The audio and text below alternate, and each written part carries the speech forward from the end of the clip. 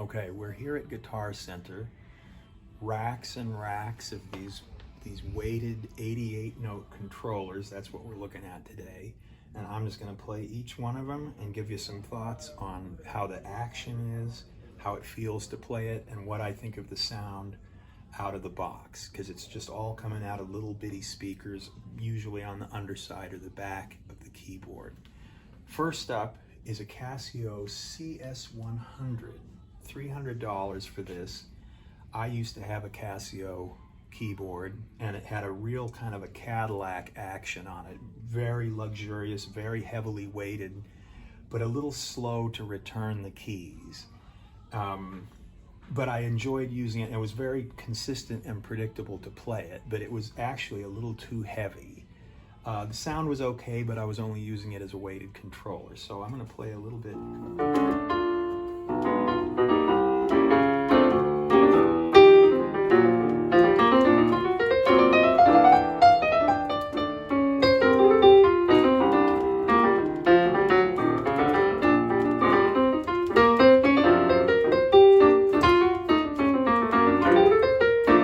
I'm just fresh off the beach, which is why I'm wearing the 4-day beard and I haven't played, so I'm a little lumpy. Off the bat, this one sounds a little boxy. Action is not bad, and the keys have an interesting thing to them where they're kind of, it's like a fake ivory feel. But this one, the action actually feels pretty good. You know, I'm looking for something where especially if it's for a younger musician, it has a weighted enough action that they develop you know, a touch for an acoustic piano. So for $299, I kind of like this one. It feels like the key bed isn't quite deep enough, like the keys don't quite go as deep as they do on a grand piano.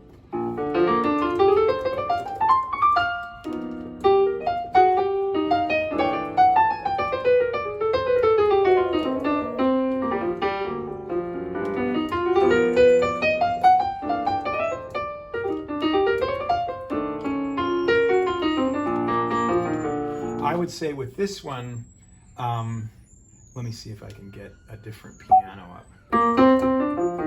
That's the mellow one, it's too dull. See if the electric piano is working. No, no, no, 1,000 times no with the chorus. Nope, the DX7. Interesting that they don't have an electric piano without chorus on it, because that's pretty obnoxious. Just for laughs. This one here. That's awful. It's like skating rink organ, but it's billed as jazz organ. So no to the additional voices on this one. But as a basic piano to learn on and to practice on, this one's okay. It doesn't weigh anything, which is kind of nice. But the sound, it's cheap speakers. That's the problem with that one. Okay, so the next one down is a little bit fancier. It's actually a good deal fancier. And let's see here. We got to start by playing.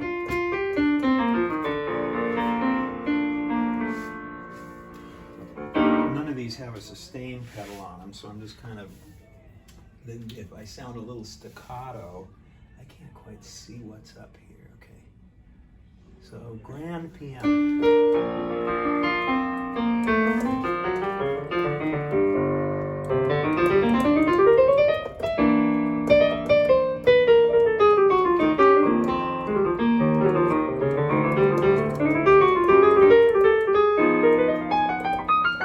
Very awkward angle to play at here.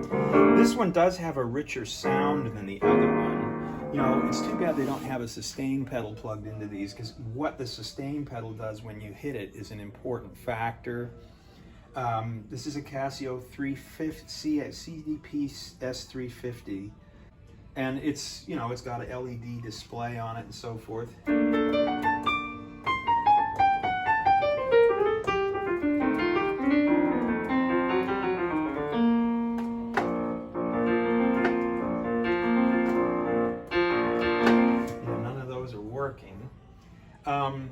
But I think it's overkill for $499. Once again, the shortcoming in this, it seems to have the same keyboard as this one, is cheap speakers. They're just not big enough to reproduce a full sounding bottom end. So the next one up for bids, we've already played this one at Costco. And this one just has nicer speakers in it. You hear it right away that it's putting out a much fuller sound. Very luxurious feeling action on this one, you know. Everything feels good on this one.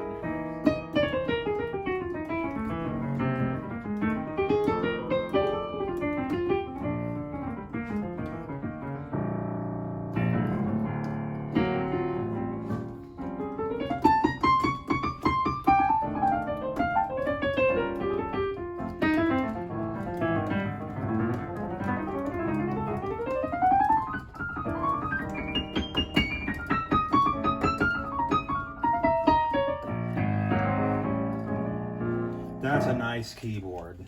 Head and shoulders, in my opinion, above the Casios.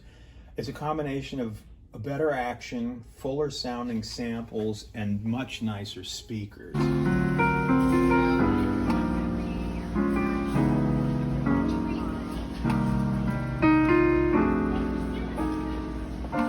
So this is a Yamaha P45, which is the digital piano that I have at home, which is a really great action. Like, it's probably about as good an action as you're going to find on these affordable digital pianos. Sound is pretty good, pretty robust. There's some secret stuff in this one. It has actually a fairly nice reverb in it that, if you know what you're doing, you can turn it up and make it a much more atmospheric experience. The samples are good. The action is actually weighted so that the keys at the bottom are stiffer than the keys at the top, like it is on a real grand piano. I do all my exercises on this thing every day so that I don't fry the hammers on my actual piano. And this is great. It's at Costco. It comes with a stand and a bench, I think, and all this other stuff for $4.50. I think I paid $3.50 on Guitar Center or something for a reconditioned one of these, and I'm completely happy with it. The other thing about it is it only weighs 25 pounds, so I used it to replace my 75-pound Roland weighted controller so that I didn't break my back when I was going to gigs. So it's quite portable. I could do a gig on it even. It doesn't have the level of detail that, you know, or the number of samples, or the, you know, a really good quality one of these units will have separate samples with the pedal down and with the pedal not down, so that when you push this down, you get this much more atmospheric thing. On these simpler units, the sustain pedal really just kind of makes the notes sustain. It doesn't add that blooming thing that a lot of, you know, computer-based modeled pianos do. For the money, though, it's a really great, solid product. I love Yamaha stuff. It never breaks on me. So it's at Costco for $4.50, although it expires today for $4.50. Let's try this, a Williams Overture.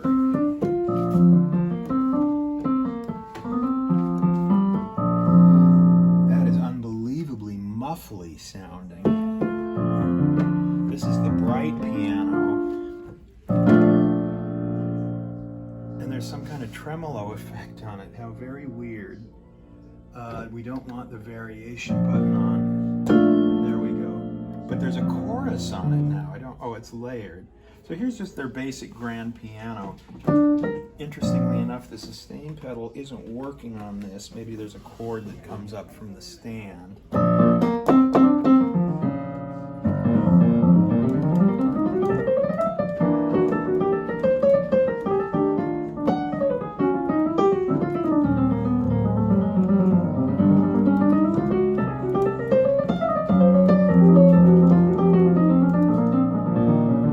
This sound is so covered and muffly that I could never even practice or play on this one. The bright one, it's like all the mids are missing from this. And definitely not the chorus. It's just, you know, this one's $5.99. It looks more like a piece of furniture. but I would call it a piece of something else. Moving on, this is one that I've always been curious about because I see it in the catalogs for $200. So like as a real entry-level thing, let's see if this is playable. This is $199. It's the Williams Legato 3 88-key digital piano. And the thing about this one is that it's not a real weighted action. It's they're trying to get a weighted feel out of it with springs. And this one, oops. Okay, so this keyboard is split somehow. Let's see if I'm smart enough to figure that out. Okay, the top half of this one isn't working. Very, very plasticky feel. And it seems like only one of the speakers is working too, although if I could get the top half, let's reboot it and see if the top half will cooperate with us. It's putting out very little sound, even with the thing all the way up, the volume control all the way up. And it's split at C3, but I don't see a button here that would make it run the rest of it. You know, this thing probably weighs really nothing. Yeah, it weighs like, feels like 15 to 18 pounds. And I wish that I could boot it up and play the rest. Let's see what happens if we do like this. No, I can't figure out a way to get the top half to work. Right out of the box though, some of the keys don't play consistently. It reminds me of an Alesis keyboard I have where the black keys play a little bit harder than the white keys. And it's basically impossible to seriously make music on that keyboard. It's not a digital piano. I only spent like 140 bucks on it, but I almost can't use it. I use it at my girlfriend's house to put music into the sequencer with, but even then I sometimes have to get incorrect for the black keys because they're louder than the white keys, which is kind of insane. Okay, this one here, probably, it's the next step up from this one. $279. Oh my God, never in a million years with the chorus.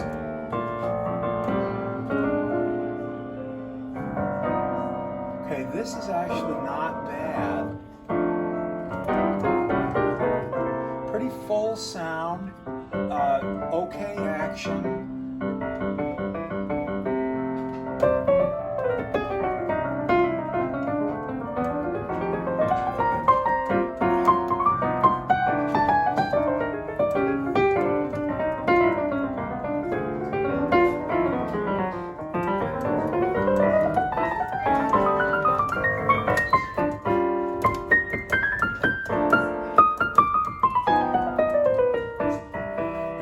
Really awkward angle to play at here.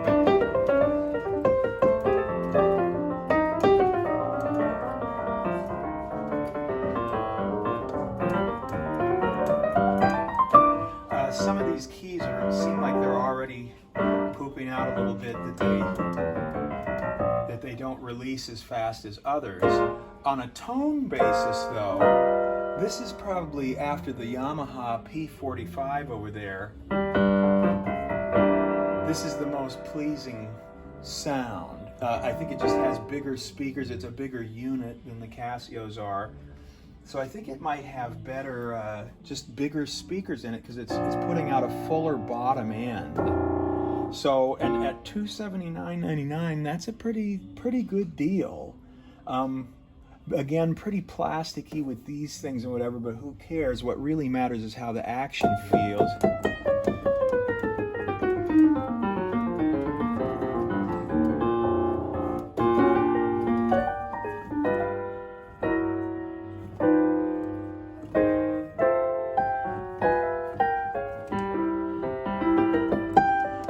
I don't think I would want to play a ballad on this though.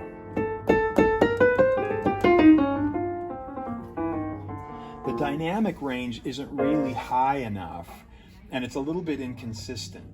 You know, like if I play this note very quietly down here, you can't even hear it.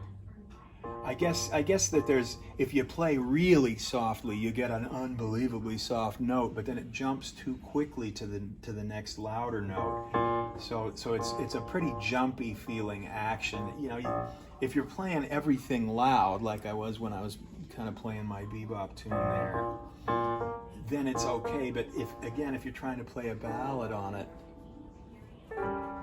Herbie Hancock's touch would be completely lost on this instrument.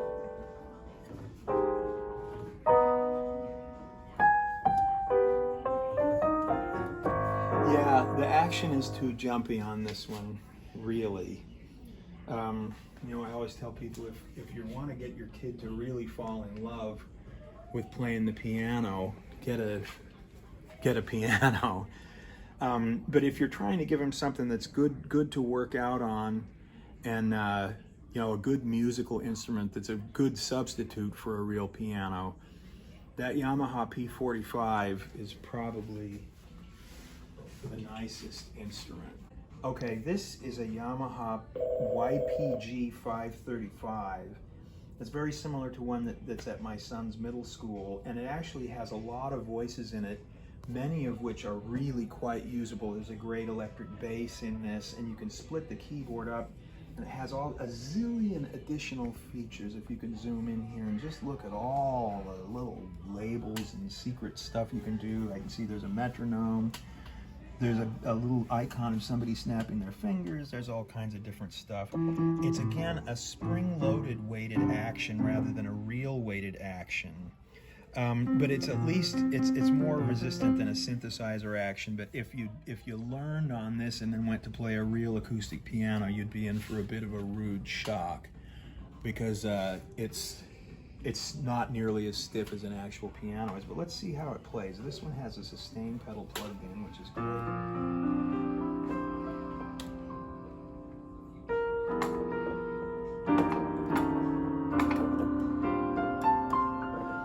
Thin on the sound, and this is billed as the live grand, warm grand. But it's a nice rich sound, good samples.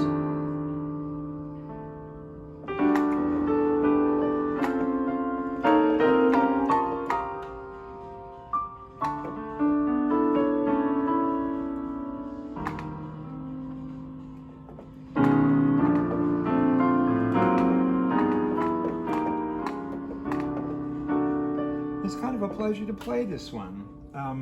And it's not as full as the P45, but the samples seem to be a little bit richer. And this one, if I'm not mistaken, probably has the classic set of Yamaha really great Rhodes samples. Again, I don't like chorus on things. We all liked that in 1984.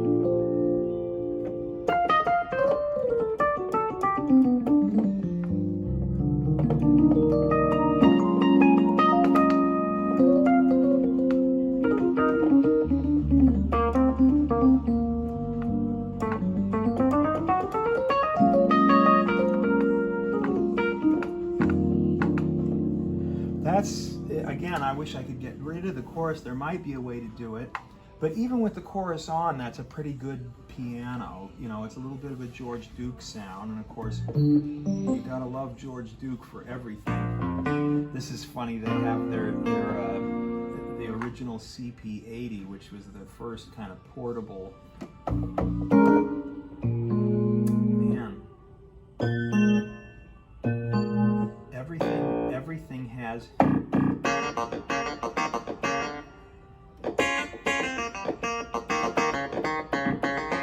That's not a bad little clavinet right there.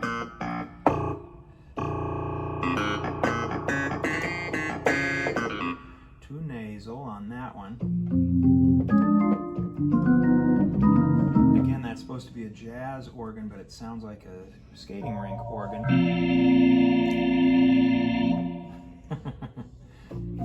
You have to figure out a way to tape it so that the kid can't get at that preset. And this would kind of be cool. You know, it's a little too much to expect to get a proper B3 out of any of these devices, to be honest.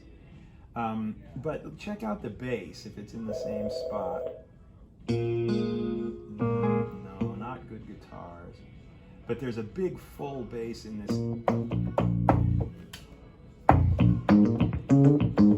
That's not the one I'm thinking of.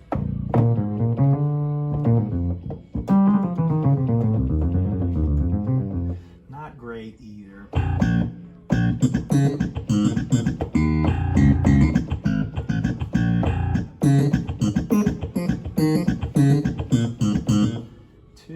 Too thin in the top.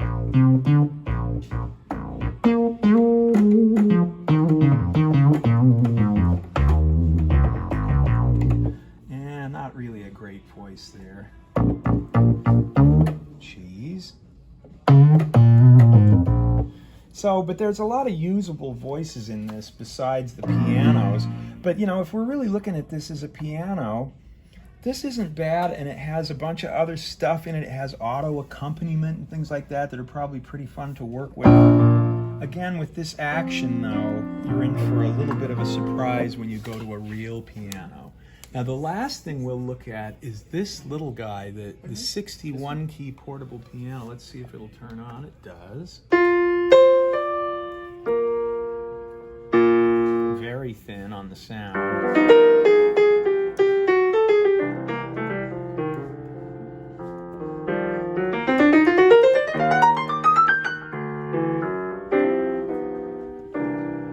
You know, for this money, you're much better off with the Williams that we discussed earlier for $279.99, because it has a full-size keyboard that's weighted better than this and richer sounding samples. If you're really compressed for space though, you know, Yamaha makes great stuff. So, yeah, and maybe you plug this into your stereo at home or something, because the speakers are just too small to put out a proper bottom end. So there's my little guide to the available affordable digital pianos. To recap, I think the nicest one and probably the best bang for the buck is the Yamaha P45. But this is also it's a different idea, and it's not a real weighted action as opposed to the P45, which is a great weighted action. If you go from the P45 to a real grand piano, you're going to feel completely at home. This is a little more of a spring-loaded idea, but it has a ton of extra features and a good basic piano sound, and a couple pretty good electric piano sounds that made me want to play. So that's it. That's my little digital piano guide from artistworks.com, and have a happy holidays.